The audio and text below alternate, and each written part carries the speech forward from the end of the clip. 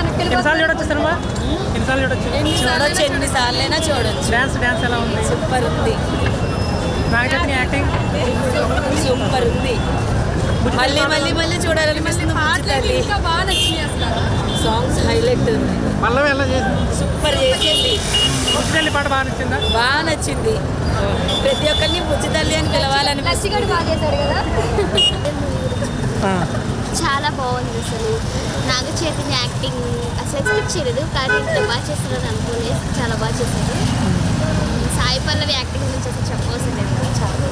చాలా entire story first half బాగుంది, second half first half second half కొంచెం దాన్ని ఏమంటారు, కొంచెం ఇన్స్పైరింగ్గా అనిపిస్తుంది.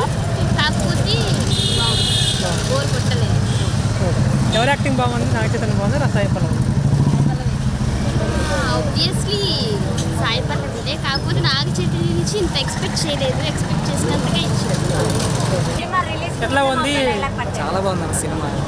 ఒక డైలాగ్, నేను పాకిస్తానీ అర్థమే బేట్కి బలానా, భారత్ మాతాకి జై.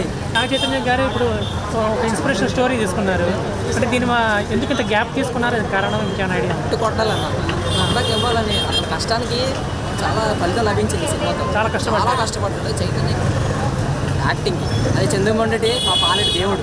అతను చేయించి చూపించాలంటే చంద్రమౌళి తర్వాత